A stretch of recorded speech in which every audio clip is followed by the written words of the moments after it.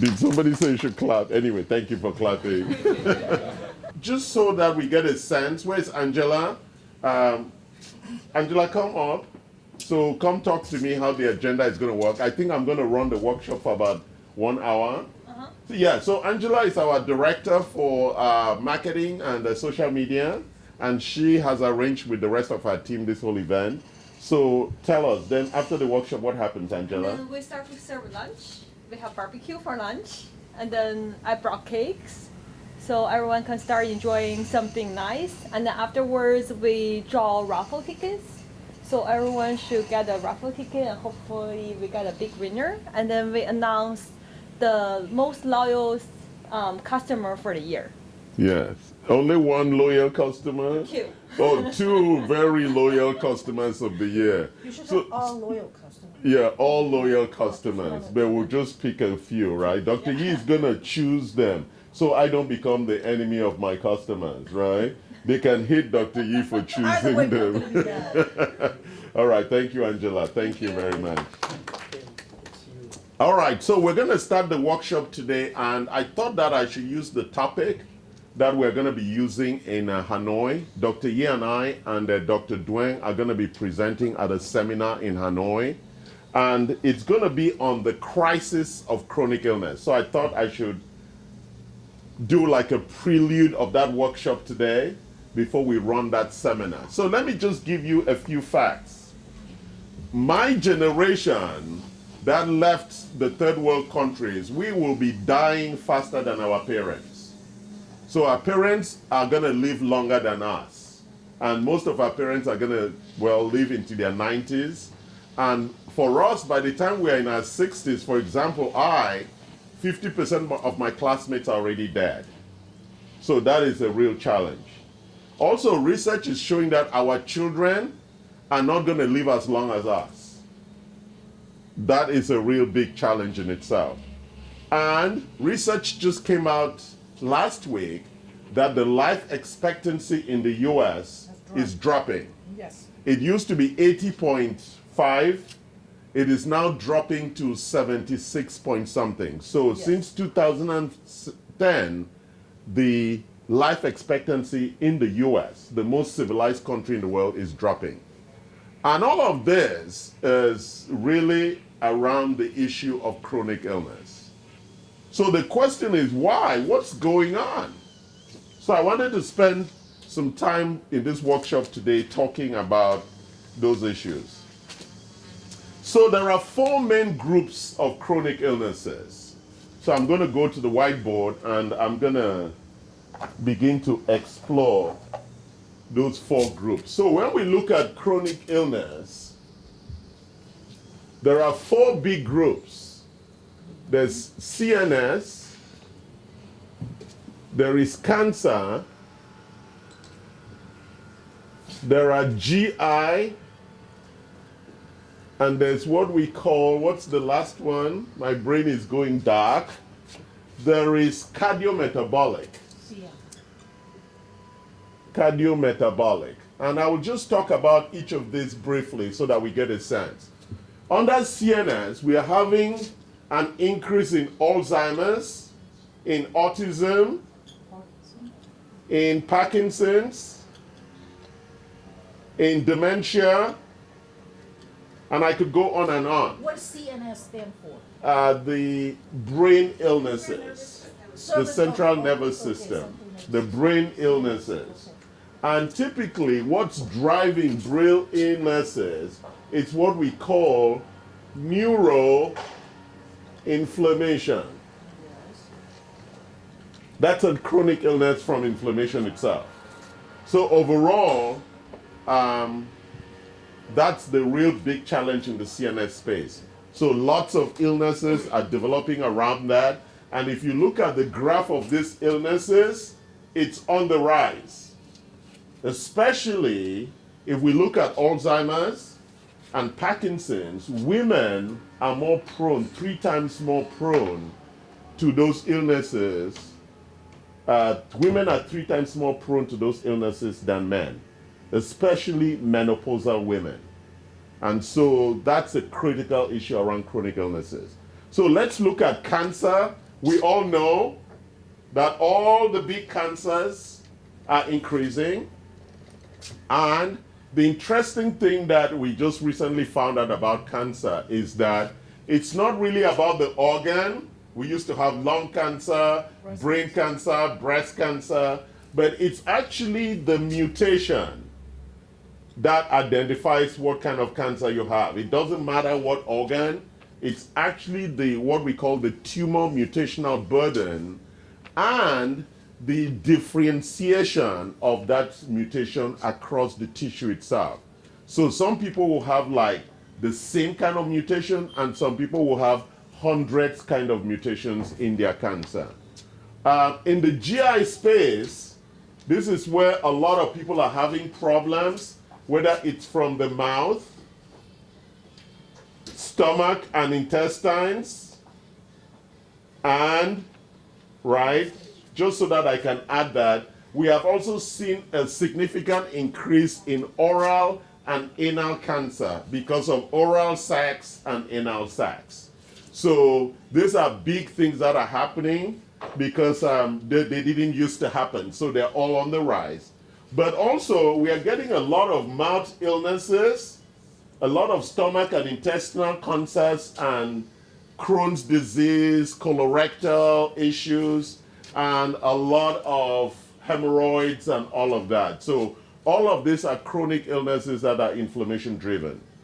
Then let's look at cardiometabolic. We have stroke, we have diabetes, we have heart attacks. Sorry, my writing is a scribble. But I think you get the context of what I'm talking about. So when we look at this space, can you lower the volumes? This space defines the context of what we mean by the crisis of chronic illness. All these illnesses are on the rise. And from all the deaths in 2018 and 19, the World Health Report says 90% of everybody who's dying is dying from chronic illness, or what they call NCDs. NCDs is another name for chronic illness. And what is an NCD? There are non-communicable diseases. Non-communicable diseases. I cannot give you cancer. I cannot give you diabetes, but I can give you the flu. So flu and infections are communicable diseases. So in poor countries, people die from communicable diseases. Not from Yeah, but in civilized countries, people die from non-communicable diseases. Any questions so far? And so next we're going to talk about the causes. Any questions? Everybody's getting this? Your husband is looking at me like, What's going on? yeah, what's going on, right? I'm sure she'll interpret it later for you, okay? All right. So let's think about what is causing this rise in chronic illness, right? Most of us, I'm an immigrant. We came to the West. We came to America thinking this is the best life, right? But one of the big things that all of us are going to pay a price for is something called aging. Aging. We are all growing old. And recent research, actually Kim was talking about it yesterday, is showing that there are 3 stages in life where the protein architecture actually degrades. When you're 30, when you're 60, and when you're 80. And that protein degradation, and so Kim was saying, what are proteins? Right? Very interesting question. Proteins are the building blocks of our architecture.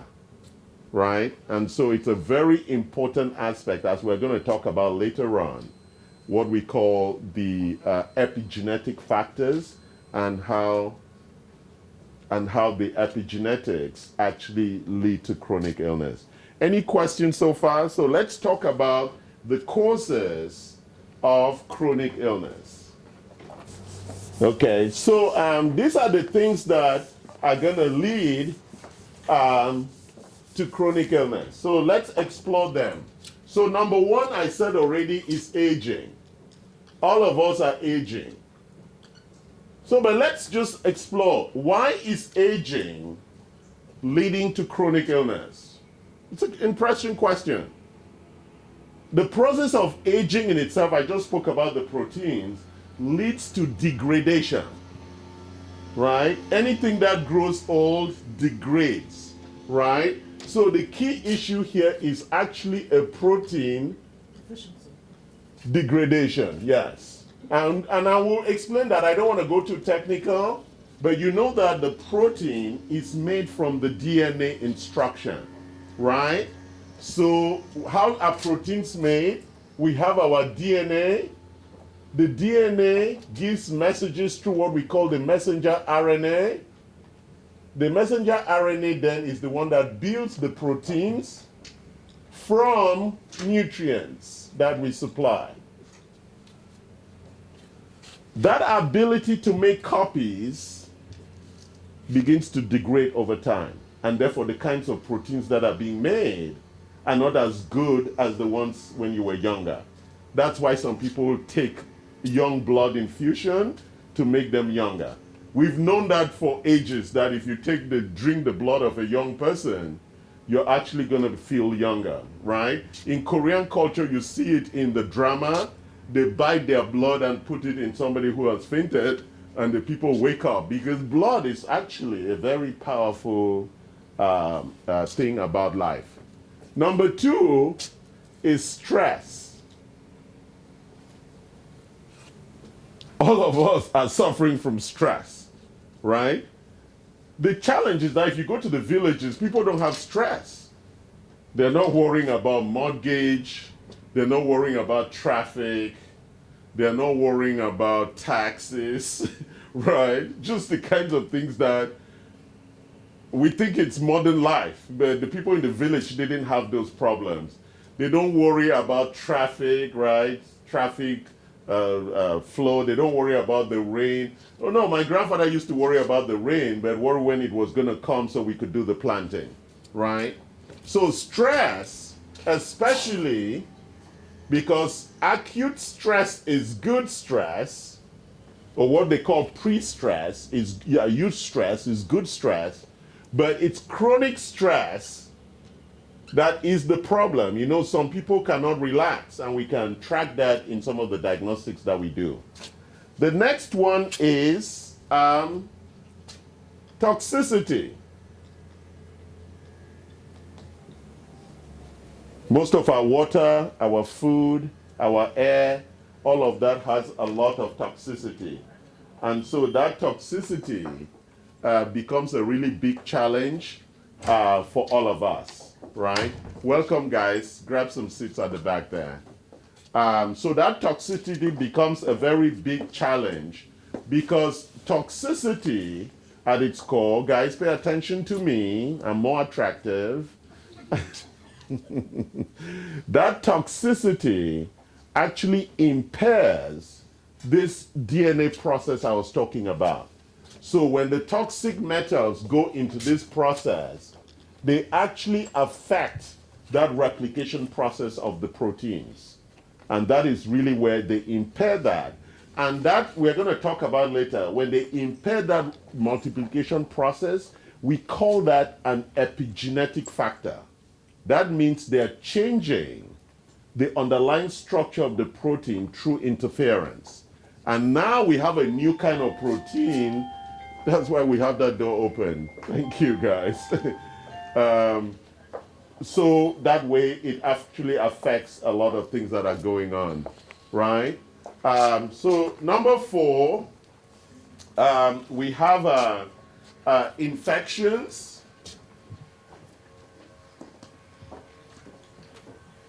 So infections are a very challenging issue for all of us, because typically in the Western medical model, when you have an infection, you're actually given, no, leave the door open. We don't want somebody else ringing, right? So we typically have, they'll give you antibiotics, and they give it to the animals, to chicken, and they give it to cows.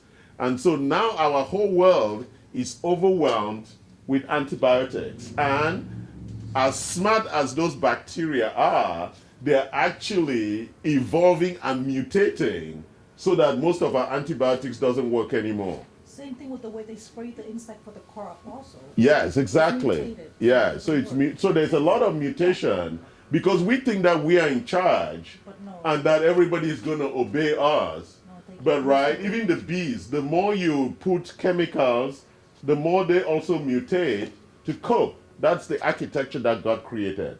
And that mutation is making it very difficult for us to kill a lot of the bacteria. And that's why you find that we have now like superbugs, right? And even though we have those superbugs, people are still not washing their hands. People are still shaking hands and getting infected. So that's part of it. And so it doesn't matter how much antibiotics you take, there is a residual amount of bacteria that escapes into your organs using what we call biofilm as a shield to protect them against any kind of things that you may want to use to bring them out. And so we have some products that will address that. So we also have, number 5, allergens, which are like dusts and mites or things that irritate the natural ecosystem, right? I'm not talking about allergies like food allergies. Those allergies are irrelevant because if you have an allergy for food, then there's something wrong with your GI. I'm talking about foreign agents that irritate the mucosa, the normal architecture for a human being. Like pollen, like dust, like mite. Yeah, those are actual allergens and they irritate the system and they change that overall underlying biochemistry itself. So the other one, number 6, is diet. The American diet is called SAD, the Standard American Diet. It's a lousy diet. It's a diet that is more about calories than it's about nutrients. And so in the American culture, or in Western culture eating, there's been an emphasis on calories counting than on the underlying nutrients, which is what the body actually needs. So when you look at American plate of food, it's just a mass of calories and not an actual exploration of the underlying nutrition, which every other old culture had built eating models that were nutrient driven, right? So even in cultures where they eat a lot of rice, rice was never the main meal. The main meal was something else and rice was just a component of that. On top of that, in those cultures, people worked outside all day. Yeah, I'm not talking about the very poor people. Very poor people have always eaten carbohydrates. But I'm talking about the normal people who could afford some diversity. They ate a lot of vegetables, they ate a lot of meats, they ate a lot of fish, rather than the carbohydrates. The carbohydrates were actually only used to support people who were going farming. Okay? So that's number 6. And then which one am I missing? I'm missing the big one, number 7, which is your underlying genetic risk. So all of us have come with inbuilt what we call optimizing mutations and sub-optimizing mutations, right? As we all know, most of the black people who survived the trip from Africa in those ships, the ones who survived were the ones who had a higher tolerance for the salty water they were being given to drink. And therefore, the ones who survive tend to suffer a lot from hypertension. That's why hypertension is a big problem around the African American community, right? Same thing with the Vietnamese who came here. The ones who survived in that long sea journey because of certain capabilities. And so you tend to find out that the ones who survived have passed on that mutation, that capability they had to survive, which can turn into weakness, right? So The way mutation and evolution works is that through the selection process, it's choosing the optimizing genes and mutations, but sometimes those optimizers could become a problem. Like if you're optimized to be very tall, right, and you're in a country where everybody's short, that tallness becomes a problem, right? Like if you see those basketball players in Vietnam, it's like they cannot fit into the cars. Or, well, yeah, especially in the Philippines, the cars were built and the trucks were built for little people, and so if you're a different size, you cannot fit. I mean, that's just what it is. So sometimes your genes may be optimized for a good thing, but may become a deficiency for something else. That's why black people excel in sports. They have the capability, cardiometabolic capability for high performance. It's a genetic issue. It's not that they practice more or anything like that. So when we look at these 7 things, we begin to understand just the complex intricacy of chronic illness. It's a very, very complicated thing. And unfortunately, Western culture was caught up in the communicable disease architecture. The intervention for communicable diseases is to give you a drug, and then it eliminates the infection. Non-communicable diseases cannot be cured with a drug, because it is not a drug that caused it, it's a combination of all these things. There is no drug to cure aging. There is really no drug to ultimately cure stress. There's no drug to cure toxicity. There's no drug really that cures infections 100%. Even though we say we have a cure for HIV, it's only 98%. They still have virus. That's why they go for continuous testing, right? There is really no cure for those allergies that come from outside. There's no cure for diet. A lousy diet, no, there is. It gives you better nutrients. But when you're in a culture where the earth is already depleted, the food is tasteless, the food has chemicals, there is really no cure for diet. And how do we cure your genetic risk? Well, for your children, we could manipulate it through the emerging technologies of CRISPR, right? We could go and manipulate and change your... But what they are finding out is that all the experiments they run with genetic editing, they all die early. So we really don't know how to do it properly. God had a better solution. God had a reason for that. Yeah, exactly, right. So any questions, any comments on this as we take this to the next level? So this causes, these are the things that are in our lives, right? We have to age. You can't stop the clock. So let's just briefly mention something about aging. You know, there was a concept that we could freeze and then unfreeze later on. And what they found out was that when you freeze, the cells have a counter. The counter stops. When you unfreeze, the counter continues where it stopped. It doesn't go back to zero. Like some people who buy a car and change the odometer. But does someone come back to life after being frozen? Well, we haven't checked that someone. The cells. And the cells come back to life. Okay. Yes, not someone. Not yet. We are not that good yet. Slowly we're getting there.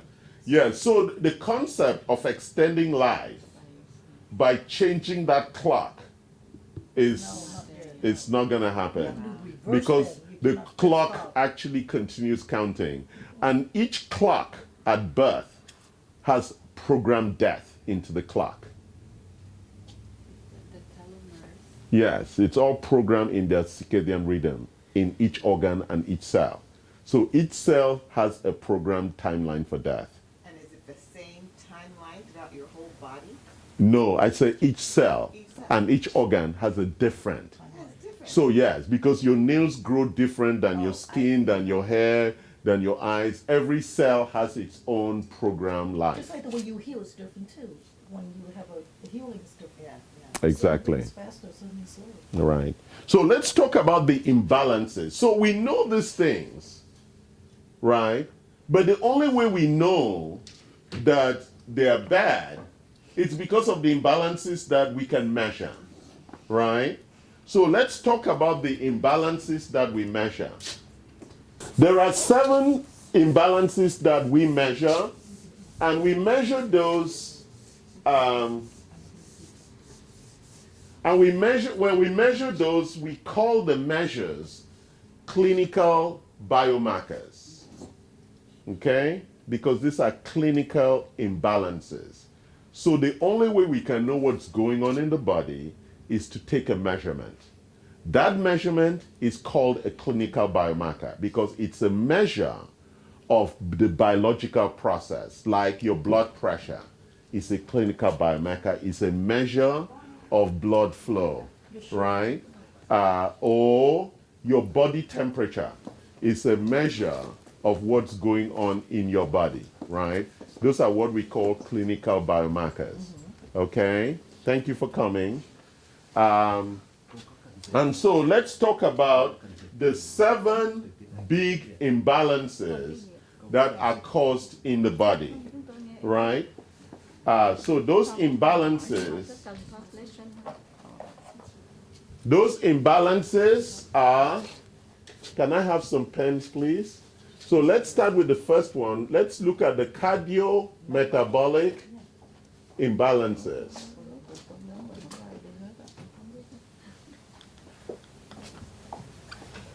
So the cardiometabolic imbalance is really the big one because blood pressure is the one thing that everybody talks about, right? High cholesterol, high blood pressure, high sugar, right? So cardiometabolics is one of the most familiar. Why is cardiometabolics our most familiar measured imbalance? Because there's a number out there to put out there for you to gauge. Because there's a number out there, like your blood pressure be 120 and then the... No, it's because our heart is like the most important organ in the body. When it stops, Bye-bye.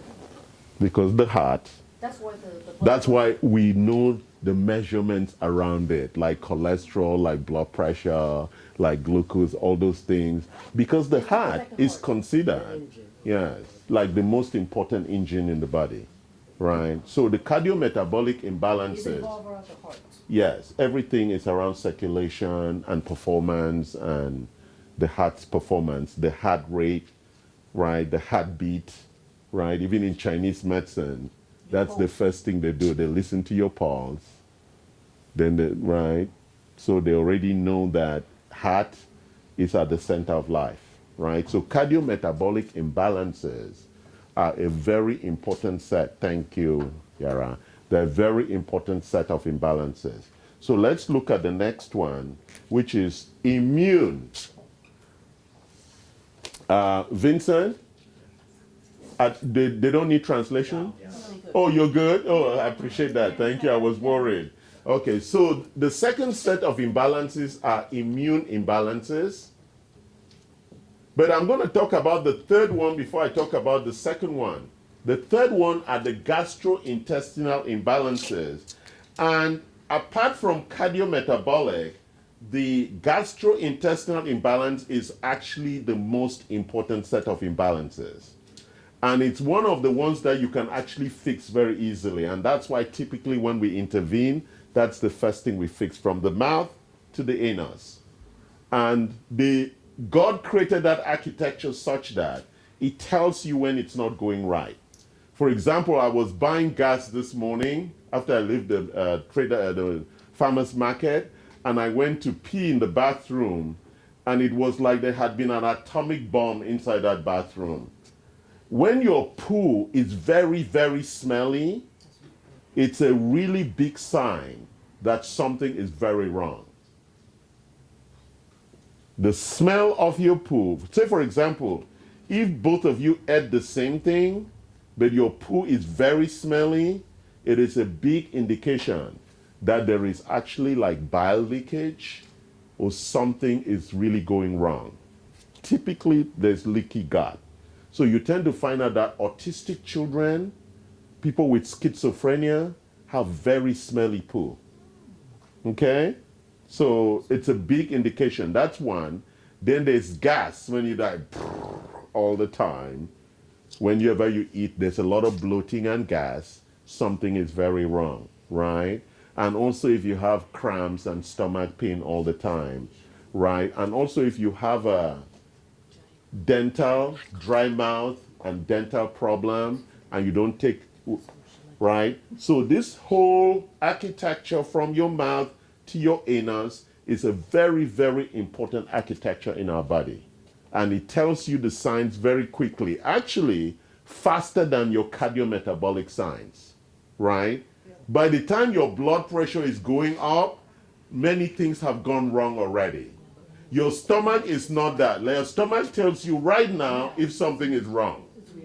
Do you understand? And so the GI architecture is a very important indicator to us that there's actually an imbalance. But let me go back. When your GI architecture is compromised, when the GI architecture is compromised, well, let me step back. 90% of your immunity is around your GI. So the whole immunity around the body, and what is our immune system for? It's to fight and to support the healing process, right? So 80 to 90% is in our gut. So if your gut is not good, then the immune system is deployed to this war front. So it's not taking care of the other things it's supposed to be taking care of. And so that's why people get sick, right? So if you're sick all the time, it's a big problem that your GI is unhealthy. Especially if you catch the flu in the flu season, it's because your GI is unhealthy. If you have a good, healthy GI, then you're not gonna get the flu because your body is ready for that. Because that's what the body is built for. Do you get that? So people say, oh, I have the flu and that's normal. No, it's not normal to be having infections all the time. All right? So the immune system, which is supposed to guard against what? The biggest challenge that the immune system has, apart from keeping the GI healthy, is to manage cells that are growing out of control, which is what leads to cancer. So if you distract the immune system, then those cells are going to grow out of control. There is nobody to control them and say, stop, die. That's what the immune system, it comes and says, okay, you're going to stop growing now, we're going to kill you, it's your time to die. That's what they do, because once cells have aged and they are going through what we call senescence, the dying process, some of them don't want to die. So they start dividing, and that's what causes cancer. And so you want to stop them at that point and saying, go through your normal process. So the immune system then acts as a gatekeeper to say, you're being programmed to die, you need to die right now. Is that clear, guys? It's a very important aspect of these imbalances. Then let's look at the fourth one. Let's look at the big one for men and women as they grow older, the hormonal imbalances. Not so much for men. The reason why Western men are having a lot of hormonal issues is because of toxicity and diet. Typically in the village, men don't have hormonal issues. That's why at 80 years old, they still have babies. True. But women are the ones who typically have hormonal issues. And in the old days, we used to call them witches and we'll kill them. Right? Remember? If they have a hormonal issue? Yeah, because they were crazy. They were considered crazy. Yes, and they killed them. They were called witches, and they killed them. Look at old history. We'll tie them on a stake and burn them because they had gone crazy. We didn't know it was the hormonal changes that happened with menopause. So that's why the hormonal imbalances are a very big issue for menopausal women because it triggers a lot of diseases because the hormones are like the organizers, the orchestral conductors of our biological system. It's very important, guys. So when women have low hormones, testosterone, progesterone, estrogen, they are irritable, they are emotional, they go crazy. That's in quotes, right? They go crazy. And their husbands is like, who's this woman? This is not the woman I married. But it's also happened to after delivery. Yeah, the postpartum. It's also that's a hormonal depletion. Yeah, post. Yes, and then that's why in my culture, when a woman gives birth, it goes to the village and they feed the nutrients back so she gets back to health. But you know, in Western culture, the women want to be with their husband. They don't want to be in the village, right? And then they get crazy and they kill their babies or kill their husbands. They call it postpartum depression. I know you guys don't know this shit, right? Your turn is coming, so you need to practice. Before you kill your baby. Oh, it was postpartum depression, but Charles told you already. Your hormones, that's why in the village, you go to the village, you have your baby, your mother takes care of you, rebuild your strength, feed you the right nutrients, and then you're ready for your husband again. Right? But here, no, I want to stay with my husband. Right? And then they go crazy. All right.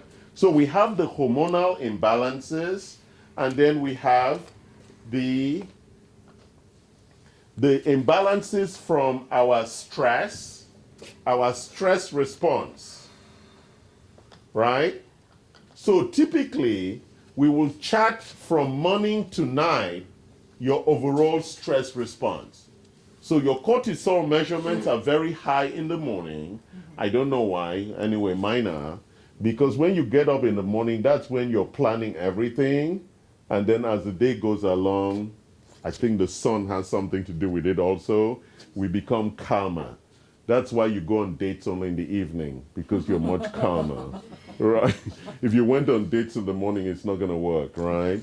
So overall, it's calming. But when we measure it, we can tell what your chronic stress levels are. So stress imbalances is really, really dangerous for all of us because most of us don't even know we're stressed. You understand? And unfortunately, Western culture is very stressful, like driving in the rain. It's very stressful. People in the village didn't have that issue. They would run under the rain. There's no stress in that. But imagine driving under the rain with people like Dinah driving or people like Kim on their phone driving, you know, just saying. The donkey knows the road. Yes. Or Elizabeth not changing her tires, you know. We have to deal with all these complex risks. And road construction, yes. And then American roads are built flat, not like European roads. European roads are curved, so all the water runs off the road. Here the road is flat and all the water sits on the road. There you go. So a lot of risk. And then number 6 is what we call your GI imbalance. Oh, I did GI already. We look at the musculoskeletal, right? Your musculoskeletal, which is to do with your muscle, your bone, your cartilage, which is really the source of pain. And our musculoskeletal imbalances are actually a result of other imbalances that cause that inflammation, right? And also lack of exercise and lack of eating good proteins for your collagen and muscle repair. So if you're not eating good, then you're going to have a lot of inflammation and a lot of things that affects your overall health, right?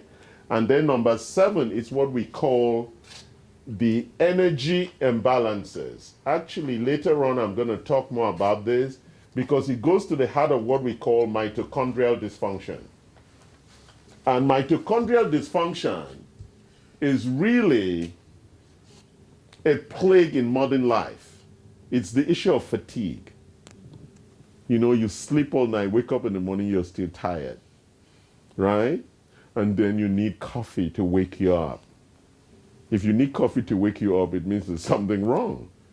If you slept 8 hours and you're still tired, something is wrong. right? Or you're yawning after 8 hours of sleep, right? So fatigue is a big sign that something is wrong in your energy or battery systems, right? And the energy system in our body is the mitochondria. That is where energy is made. And once that mitochondria function begins to degrade, that cell is going to die or become cancerous. So mitochondria and its function is a very critical aspect of overall health. So when I spoke about the causes, those causes cause these imbalances, right? And so the question becomes, how do we know?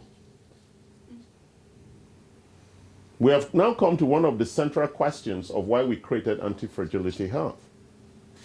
Most people don't know.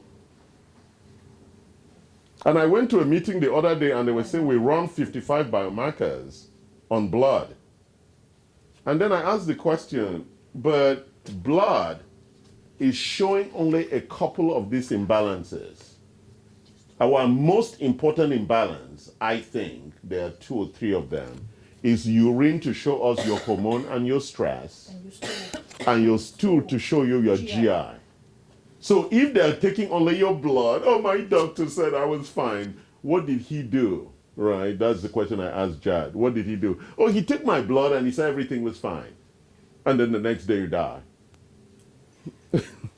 You see the point? The blood is only for the nutrient measurement. Well, yeah, the blood is measuring inflammation. It's measuring your metabolic nutrients, and it's measuring your blood count, like your lymphocyte count, which is your immunity, and a couple of other things. But it's not measuring some of the very important issues. That's why a lot of our patients tend to be women, because their doctors are not measuring hormones. So they keep thinking it's something else, and the women are not feeling good, so they look for other solutions. It's not working. I can't sleep, I have hot flashes, I'm irritable, I'm tired, all of those things that women who have menopause, and then they're afraid of hormone replacement therapy because of the estrogen risk for cancer, right? So the women are caught in this place where it's very unclear what the strategy for health should be, right? And the doctors today are not educated and equipped enough to actually address chronic illness from this point of view. You understand? They have not been trained this way. They've been trained to write medications. They don't understand imbalances. Okay? It's a very, very important point that we need to be very clear about. So what do we do? What are the things that we should know and do to have optimal biological function? So what are the lifestyle, we call them intelligent lifestyle attributes. What are the things that we should be doing to have optimal biological function for this body to work very well? Like exercise? Yeah, we're going to talk about it. Yes. We're not- So, okay. yeah, those are the things. What are those things? You know, everybody says exercise, and we're going to ask a question after that. If everybody knows, right? Everybody here knows about exercise. But why doesn't everybody do it? That's going to be the big question. Well, we're going to talk about that after we talk about the attributes, right? Everybody, oh, I know that, but why are you not doing it? Right? You see the big question, so we're going to try and answer that. Yes, question? Sorry? Yeah, is there an exercise pill? Drink wine. Is there an exercise pill? Okay, let's look at the 9 what we call intelligent lifestyle attributes. We'll just go through them quickly because I think I'm running out of time and everybody is getting. So the first one is macronutrients. We've talked about that, which is our diet, right? And it's about nutrients, it's not about calories. Macro. Yeah, nobody gives a shit about calories. Okay, it's about nutrients. Okay, number 2 is micronutrients, right? The FDA is very clear and it's giving us a lot of guidance on those nutrients, the basic one, and we have all the sheets there to educate you on that. And if you choose to be ignorant, just because you don't know, doesn't mean your body there's an excuse. Yeah, your body forgives you. Thank you. There is no forgiveness for being ignorant. And there is no forgiveness for not doing it. You understand? The body needs it, and it doesn't care whether you know or you didn't know.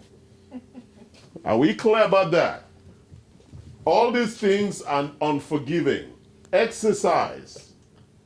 Right? You can know if you don't do it, there's no excuse in heaven for not exercising.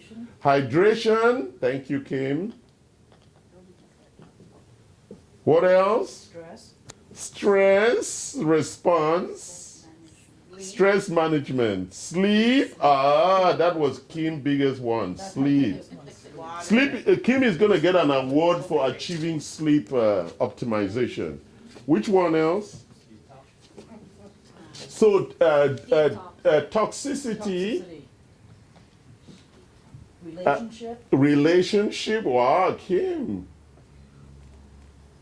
And then meditation and relaxation.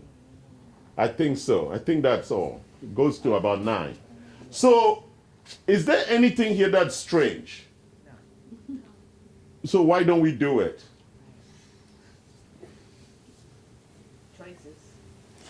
No, I'm going to explain why we don't do it.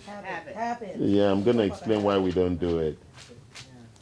So at the center of what we call lifestyle transformation is something called mindset. So there are 2 kinds of mindsets. Mindset 1 and mindset 2.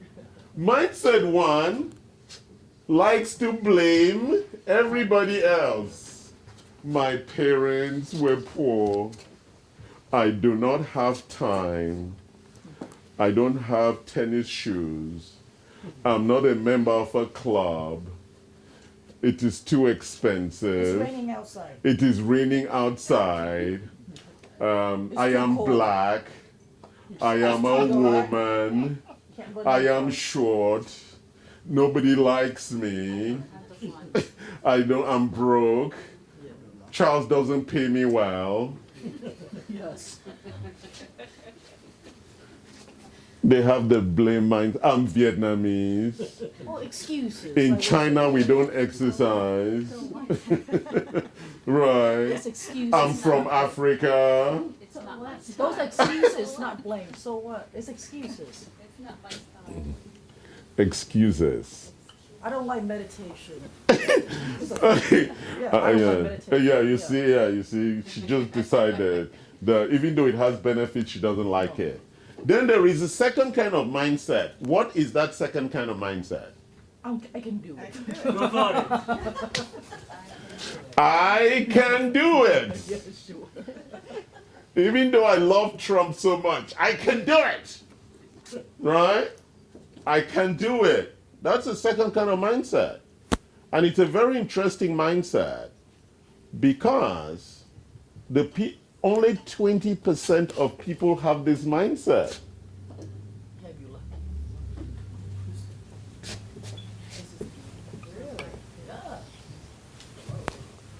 Only 20% of people have that mindset. Because it has to need the consistency also. Well, yeah, I'm gonna explain that. Only 20% of people have that mindset. Because it is not just saying I can do it. What is the next step after I can do it? I enjoy doing it. No, because you then do it, and then as Kim is saying, you enjoy doing it. Otherwise, you're not going to do it, you don't enjoy it. So you have to do it and enjoy doing it so that you can do it again, enjoy and do it again. Enjoy, you see that look? That's motivation. Like you pay me money, I work, you pay me money, I work, you know. Harder, no, not just work. Work harder and be innovative and perform, right? You see, I can do it is almost the first step. But why is this transformational? Why is this transformational? You know, everybody sits down and they think, you know, in this room now, everybody thinks they're there. No. That's what everybody thinks. Oh, I am there. I'm an action guy. No, no, no, that's not true. If you're here, we need to see the results. Yeah. It's the results that tells me you're there. What kind of result are you looking for? You're healthy. You have vitality. You have thank you. She went to the heart of the matter.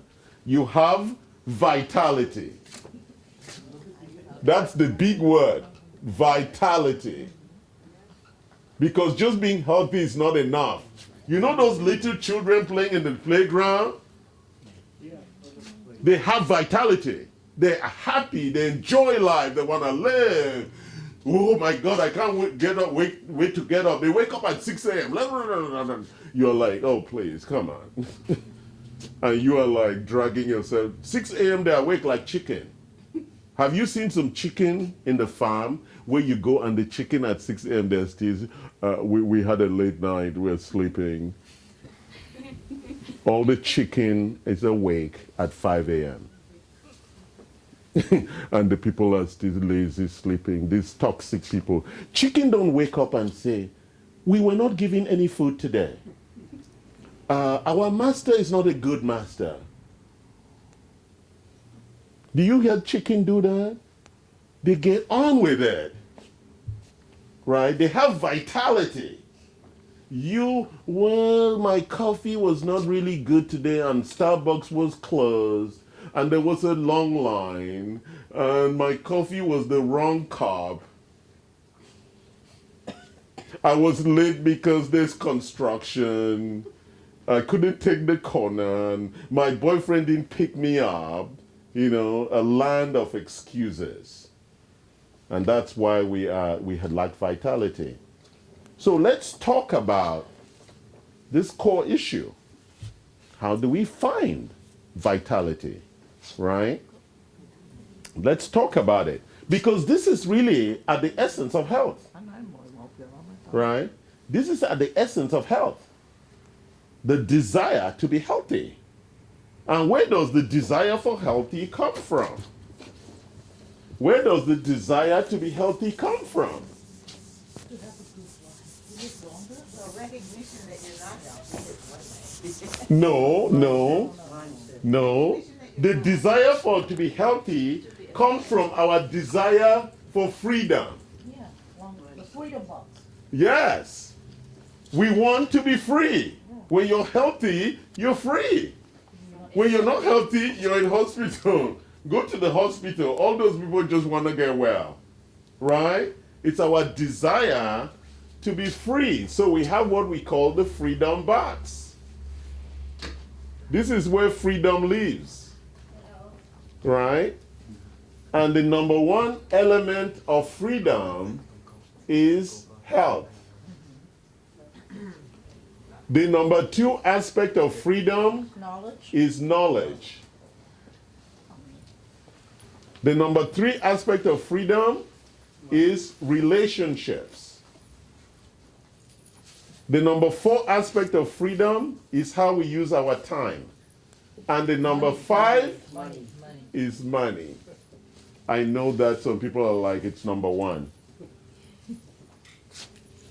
So these are the things that give you freedom. It's not whether you live in America or Vietnam or Shanghai or London.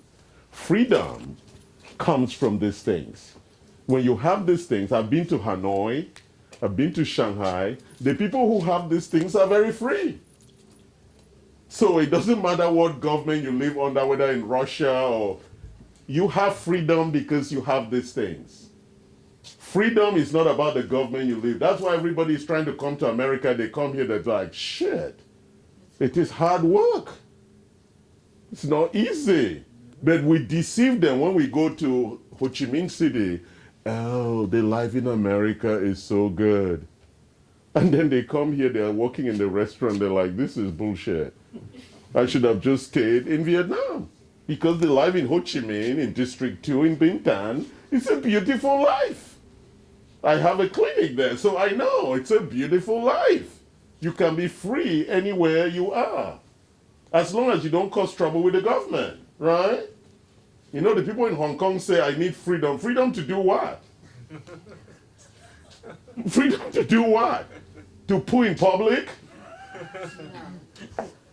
To sleep in public? That's what they're doing here, right? So it's very important that we understand that freedom is something that is in our spirit, yes. What's your definition of freedom? That's it, I just defined it for you. Oh, that's It's fine. freedom. We're going to now talk about what that That's the means. condition to get freedom. Yeah, But what freedom means? I'm going to talk about that. Yes, thank you for pushing me to that next level.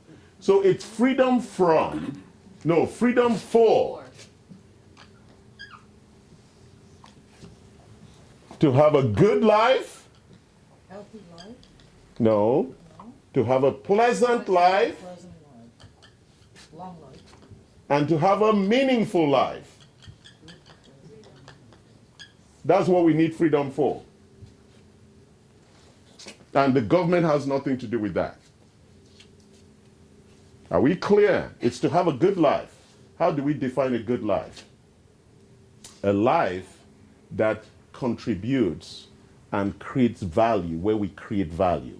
A meaningful life is a life where we create community and we participate and enjoy within that community, right? And a meaningful life is about legacy, where you leave something behind, because if not, everything that we have we're gonna leave behind. So some people say they have what they call the 4 L's, but let's talk about what a meaningful life is. Many people don't have a meaningful life. Their life has no meaning. They have been selfish all their lives, and everything is about them. And so when they die, we're going to put on their stone, he died by himself. For 3 weeks he died, nobody knew. He was in his apartment alone. Because his life had no meaning. If your life have meaning, people are going to check on you. We haven't heard from Saul today. We called Saul. Saul is in a party. We haven't heard from Elizabeth. Elizabeth is on our way.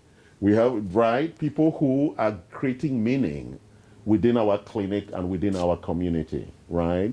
Jad was the first one here. And so we check on these people.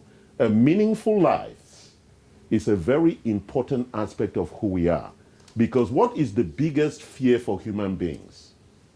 To die alone, No, it's to be forgotten. sick thing. To be forgotten. That is our biggest fear, all of us. To be forgotten. And if you don't want to be forgotten, you have to have a meaningful life. That's at the core of it. It has nothing to do with whether you have freedom of speech. What is freedom of speech? Right? Even in America, is there freedom of speech now? No, we've taken freedom of speech and we say, oh, but there is hate speech. And there is bad speech. You see the point about speech? There is no freedom of speech anywhere. In my village, children are allowed to speak in certain places and older people are allowed to speak. They come to America now, my children are calling me any name they choose. In my village, they wouldn't be called my name. No way. And so that's where they learn disrespect in a culture that tells them that they have free speech. And free speech becomes disrespectful. And then what do they think? They think that they have free speech so they can talk to the police carelessly. And so the police shoots them, right? In my culture, nobody speaks to the police irresponsibly because you have respect for speech, right? So whatever we want to talk about, let's talk about a pleasant life, right?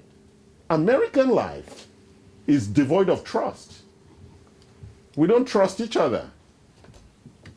You don't trust your mechanic. You don't trust the doctor. You don't trust the grocery store.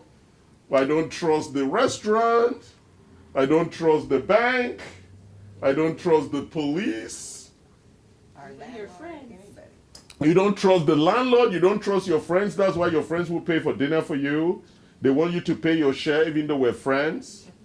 So there's no trust. And here we say, what a great life. No, it is not a pleasant life. When there is no trust, all that is left is stress. So we don't have a pleasant life. Even in our families, Thanksgiving just passed. We're always fighting. Who has more money than the other? Who bought the big car? Who has the bigger house? As if all that shit matters. We don't have a pleasant life. So we all suffer from significant stresses. What is a good life? A good life, you know, when the basic comforts you have, right? I see people complaining, because I travel around the world a lot, I people complaining as if other countries are below certain countries. Our healthcare is one of the worst healthcare in the world. It's the most expensive, and our life expectancy is falling, right? And so it is very challenging to be able to, please, okay, can sit here. Yeah, can you guys give seats to them? Come sit here. No, go sit there. Go sit there. They're my staff. They're my staff. Please sit over there. Yeah, it's okay. It's all right. Thank you. Okay, so we're coming to the end, and we're going to start the celebration. Any comments so far? So I wanted us to just be very clear. So what's our response as a clinic to this? So we as a clinic, what has been our response? So we have a clinic here, and we have a clinic in Ho Chi Minh City, and potentially we're going to open another one in Hanoi. And so people ask me, why are you opening clinics in Asia? Because Americans are ignorant about health. They're not, because culturally, like Africans or Latin Americans, they're culturally understanding of what's important to the body. Americans believe in medication. It's a lazy culture. They're looking, where is the medication for diabetes? Where is the medication for cholesterol? Where is the medication for high blood pressure? It doesn't work. It will never work, because there really is no medication to address high blood pressure. It can hold the high blood pressure for some time, but the damage of what causes high blood pressure is continuing. It's like diabetes. It might hold the insulin or glucose levels at a level, but the damage continues. And that's why if you're on insulin or glucose medication, you're going to end up with dialysis or amputation, because the condition worsens. So the medication is just a stopgap until you change your lifestyle. If you don't change your lifestyle, you will die from the complications of that disease. And Americans are ignorant of that. So they go to their doctors, oh, everything is fine. Oh, my doctor said everything is fine, as if when you die, we'll hold him responsible. The doctors are ignorant, and it's a fact. And so most people who have abandoned them have said, the healthcare system does not address my needs. And so we have responded in 4 ways. Number 1, you must become educated in your health. Education. You must understand your health. It's your body. It's not the doctor's body. It's not the insurance's body. It is your body. You must understand what's going on in your body. And that's why we run these workshops, so that you actually understand all these dysfunctions and imbalances we've been talking about. I'm not going to have arguments with people about why they should take probiotics or enzymes. If you understand your body, you should take them, because as you grow older, the bacterial diversity and your ability to digest food is compromised. It's part of aging. So you must take enzymes, and you must take probiotics to support the digestive process. If you don't, you end up with colorectal cancer or one of the complications of the GI. That's just a fact. And there is no medication that's going to help that. Are we clear? So education is a critical requirement. Number 2, sorry, let me get a better pen. Number 2 is what we call diagnostics. So I spoke about it before. So we run diagnostics, we run your genetics. Why do we run your genetics? We run your genetics so that we can understand your susceptibilities. Sorry? Oh. So we run your blood. We run blood in 2 ways. one, we run your extracellular blood, and two, we run your intracellular. So that way we can actually look at the nutrients levels plus absorption in your body. It's a very, very important issue. A lot of people have nutrients in their blood, but their cells are not absorbing the nutrients very well. So we need to know whether you have all the right nutrients at the right levels and whether your cells are absorbing them.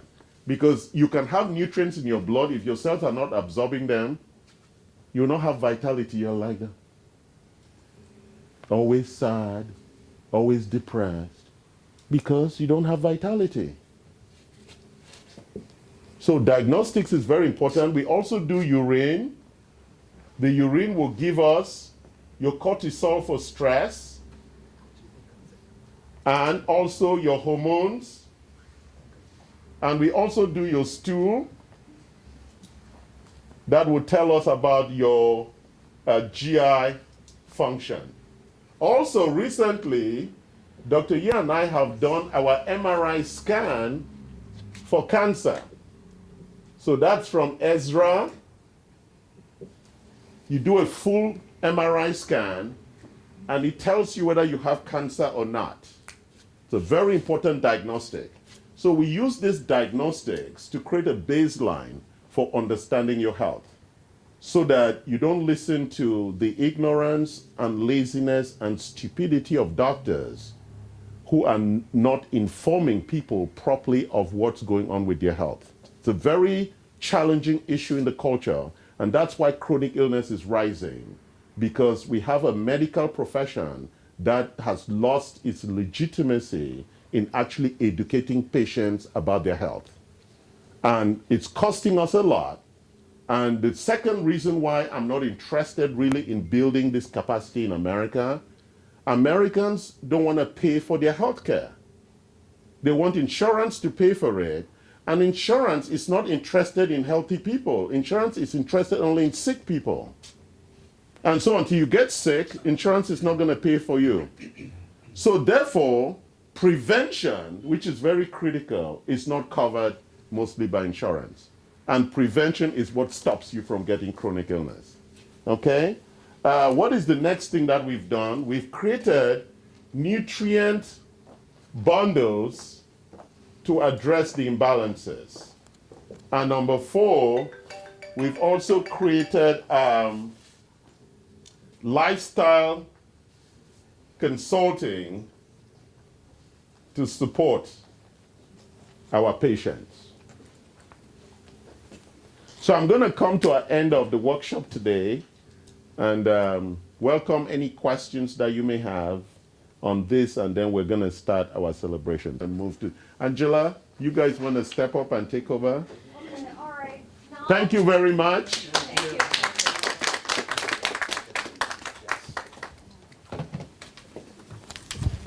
So we're going to hand out raffle tickets and wish you guys Can you the put best. the microphone